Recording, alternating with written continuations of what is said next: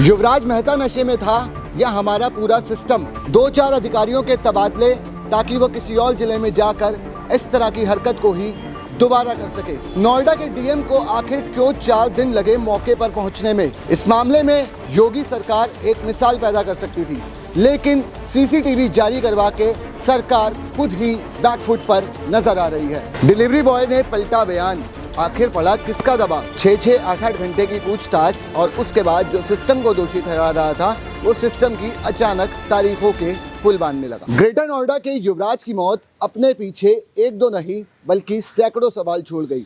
सबसे बड़ा सवाल ये है कि ये मौत थी या फिर एक प्लान मर्डर। अब इन दिनों इस पूरे केस को लेकर सभी बातें आप सुन चुके हैं, देख चुके हैं, लेकिन जो सबसे लेटेस्ट चीज निकल कर सामने आ रही है वो है एक सीसीटीवी फुटेज, जो कि युवराज अपने दोस्तों के साथ गुड़गांव के कैफे में बैठा दिखाई दे रहा है। सबसे बड़ा सवाल ये है कि क्या अगर आदमी शराब पी लेता है तो उसको मौत दे देनी चाहिए?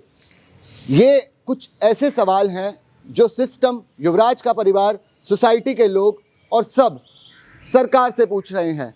योगी सरकार इस मामले में एक मिसाल पैदा कर सकती थी। अधिकारियों पर तुरंत कार्रवाई होती, यहाँ तक कि सिर्फ सीईओ के ट्रांसफ़र से बात नहीं बनेगी।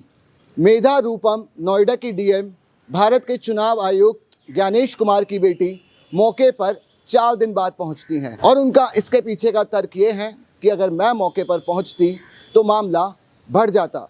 कभी किसी अफसर को अगर ये गुमान हो जाए कि मौके पर पहुंचने से कोई मामला बढ़ या घट सकता है तो आप उसकी मानसिक स्थिति का अंदाज़ा लगा सकते हैं। घोर लापरवाही और सरकार उसके बावजूद एक सीसीटीवी फुटेज रातों रात पैदा कर देती है, जिससे कि युवराज की कैरेक्टर असैसिनेशन हो सके और लोग ये समझे युवराज नशे में था, सीधा गाड़ी लेके आया, तालाब में कुदा दी और उसकी मौत हो गई। मामला इतना सीधा साधा नहीं है। नोएडा के ही सांसद, विधायक आज से 2 महीने पहले सरकार को एक पत्र लिखते हैं और इस ब्लाइंड कट के बारे में पूरी जानकारी देते हैं, बैरिकेड लगाने की बात करते हैं, रोड पे स्पीड ब्रेकर बनवाने की बात करते हैं, लाइटें दुरुस्त करने की बात करते हैं। तब भी सांसद और विधायक के लेटर 2 महीने लिखे जाने के बावजूद सरकार, सिस्टम कोई एक्शन नहीं लेता। अब आप अंदाज़ा लगाइए, अगर कोई आम आदमी इस तरह की अपनी परेशानी बताएगा तो उसकी सुनवाई कब, कहाँ तक और कैसे होती होगी। सीसीटीवी फुटेज जो जारी की गई है उसमें एक आवाज़ आ रही है पीछे से, जय हिंद जनाब। ये कौन है शख्स? क्या आप और मैं किसी गुड़गांव के कैफे की सीसीटीवी निकलवा सकते हैं इतनी आसानी से? जवाब है बिल्कुल नहीं। कोई कैफे अलाउड नहीं करेगा। पुलिस के कुछ अधिकारी वहां पर जबरन पहुंचते हैं, सीसीटीवी निकलवाते हैं और सोशल मीडिया पर डलवाते हैं। क्या मकसद है? कैरेक्टर असैसिनेशन कर रहे हैं आप यूथ का और अपनी लापरवाही को छुपा रहे हैं। जब एक टैक्स पेयर वहाँ पे रहने वाले 2-2, 3-3, 5-5 करोड़ के फ्लैट ले रहा है, इतनी मोटी रकम खर्च कर रहा है, तो क्या आप टैक्स पेयर को सिर्फ और सिर्फ उसके जीने की सुरक्षा के लिए बेसिक सुविधाएं भी उपलब्ध करवाने में असमर्थ हैं? पूरे मामले में अभी तक एक कार्रवाई हुई, नोएडा के सीईओ एम लोकेश का ट्रांसफ़र, सस्पेंड भी नहीं।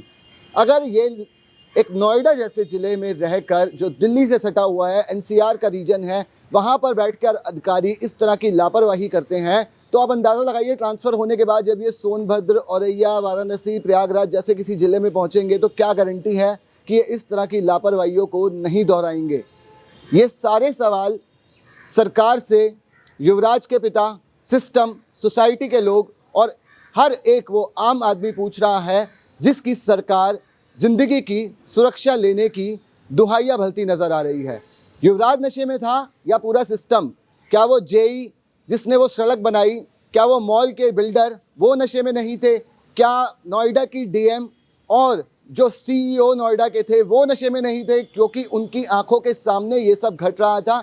लिखित में सांसद, विधायकों की चिट्ठियां पहुंच रही थी कि इसको ठीक करवाइए, उसके बावजूद भी घोर लापरवाही बरती गई, जिसका नतीजा ये निकला कि सिस्टम के सामने 2 घंटे मदद मांगते मांगते, इस सीसीटीवी फुटेज को देखिए जिसमें टॉर्च आपको जो नज़र आ रही है, वहीं पर युवराज अपने फ़ोन की टॉर्च जलाकर एनडीआरएफ, पुलिस, स्थानीय लोगों, अपने पिता, सबसे मदद की गुहार लगा रहा है, लेकिन कोई वहां तक नहीं पहुंचता। एनडीआरएफ मौके पर पहले से ही लेट पहुंचती है।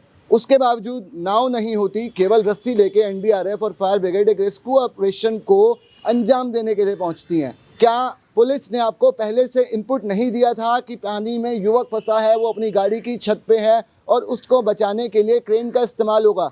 जनाब, आपको इन सब अप्रिय घटनाओं के लिए ही ट्रेंड किया गया है। ये मेरे बोलने या किसी और के बोलने से, सवाल उठाने से इसका कोई मतलब नहीं है। जब police, NDRF, SDRF, fire brigade सब मूक दर्शक बने हुए थे, तभी एक युवक इंसानियत के नाते हौसला दिखाकर पानी में कूदता है। ये कोई और नहीं बल्कि एक जोमेटो का डिलीवरी बॉय था, जिसका कुछ दूरी पर ऑर्डर लगा था, लेकिन उसने पूरी स्थिति देखी, वो वहाँ रुका और उससे युवराज को मरते नहीं देखा गया और वो पानी में कूद पड़ा और उसकी जान बचाई। और वो पानी में कूद पड़ा और युवराज को उसने ढूंढने की जद्दोजहद की, बहुत कोशिशें करी, लेकिन युवराज नहीं मिला।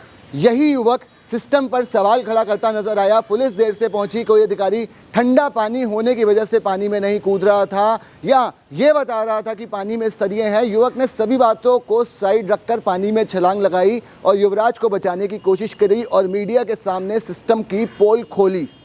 लेकिन नतीजा क्या हुआ?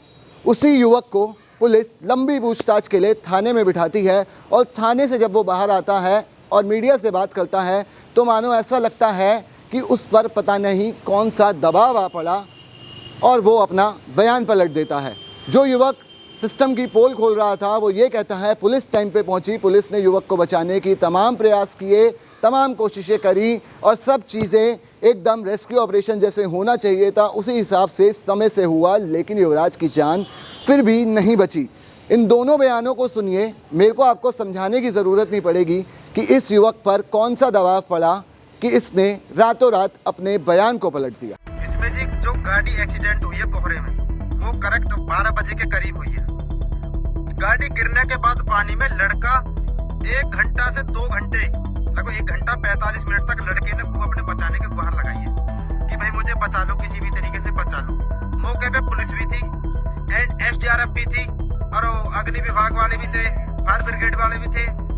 किसी ने उसकी मदद नहीं करी। बोल रहे थे ठंडा पानी है, हम नहीं जाएंगे अंदर, इसमें सरिया है, अंदर हम नहीं जाएंगे। ठीक है जी। इस मौत का जिम्मेदार सच्चाई बताए तो सरकारी महकमा है। ठीक है जी। जब मैं आया हूँ 1:45 में यहाँ आया हूँ, मैंने आके देखा है तो एसडीआरएफ वाले सिटी पे बैठ के बोल रहे थे कि इसमें ठंडा पानी है, सरिया, हम अंदर नहीं जाएंगे। तो लड़का मुझसे 10 मिनट पहले ही डूबा था। मैं बोला तुम बाहर आओ, मैं जाऊंगा अंदर। वो बाहर आए, मैंने अपने कपड़े उतारे, मेरे कमर पे अपने पर रस्सा बांधा और कम से कम 50 मीटर अंदर गया और कम से कम 30 मिनट मैंने वो लड़का ढूंढा अंदर इस पानी में। रात 2:45 बजे 30 मिनट तक मैंने वो लड़का ढूंढा। ना तो मुझे गाड़ी मिली, नहीं मुझे लड़का मिला। फिर ढूंढने के बाद मैं आ गया और उसके बाद 5:30 बजे मैं यहाँ से गया हूँ। 5:30 बजे तक ना ही तो लड़का निकला था, ना ही गाड़ी निकली। उसके बाद मैं क्या कहूँ कि मैं तो अपने घर चला गया था और मुझे कुछ नहीं पता इसके बाद। नमस्कार जी, मेरा नाम मोनिंदर, मैं नोएडा सेक्टर 150 के रहने वाला हूँ।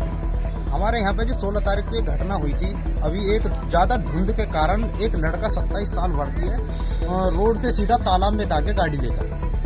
तो रोड में दागने के बाद जो किसी भी तरीके से पुलिस को पता चली, 15 मिनट के अंदर अंदर वहाँ पे पुलिस पहुँच गई। कुछ लोग मौजूद थे, उन्होंने पुलिस को कॉल की। 15 मिनट के अंदर पुलिस पहुँचने के बाद उसने, इतने ही मैं पहुँचता हूँ कुछ समय बाद, थोड़ी सी देर बाद ही, तो पुलिस अपनी कार्रवाई में लगी हुई थी।